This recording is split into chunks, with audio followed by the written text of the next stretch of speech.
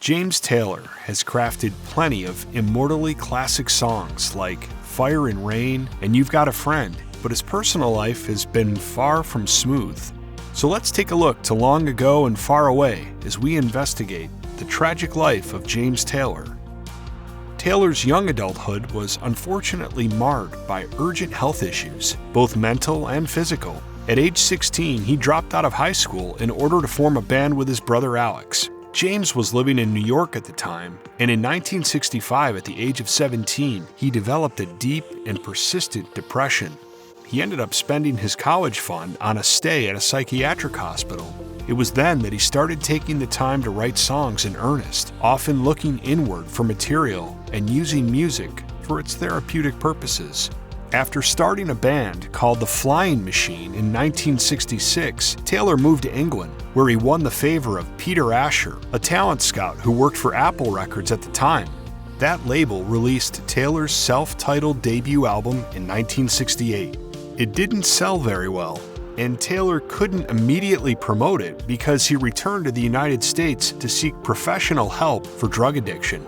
His life and career were back on track by the early 70s, only for him to suffer another setback. He was riding his motorcycle near his home on Martha's Vineyard in Massachusetts when he crashed and sustained serious injuries, including 2 broken hands.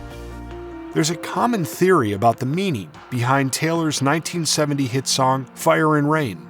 Supposedly, some of his friends arranged for his girlfriend to fly in and surprise him at one of his concerts, but the plane crashed on the way. However, that's not quite correct, and the truth is actually more complicated and arguably even more tragic. Suzanne Schnurr was a friend from Taylor's teenage years whom he played with in the band Flying Machine, and the two of them used to hang out and get high together. In 1968, when Taylor was recording his first album, he learned that Schnurr had killed herself months earlier. The news had been purposely withheld from him by their mutual friends because they didn't want to shake him up. As for the rest of the song, according to a 1972 interview with Rolling Stone, the second verse is about his personal and professional anxiety, while the third verse refers to his recuperation in a residential treatment facility. Taylor's time with Flying Machine in the late 1960s was when he honed the musical chops that would propel his career for decades, but it was also when he got his first taste of hard drugs. The band's drummer Joel O'Brien was the one who introduced him to heroin. That began an addiction to opiates that lasted for the better part of 20 years. From late 1967 to early 1968, Taylor was clean, but as he explained to Rolling Stone in 1973, "Then I started to take a lot of codeine. I went to Europe and started to take opium, and then I got into smack heavily for about 9 months.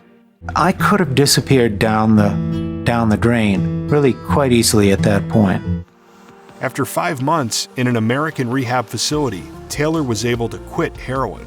Upon his discharge, a Chicago doctor got him into a methadone maintenance regimen, but after about 18 months of that, he was back on drugs. He soon became reliant on methadone, using it from the mid-1970s until 1983, when he decided he needed to free himself of all intense substances.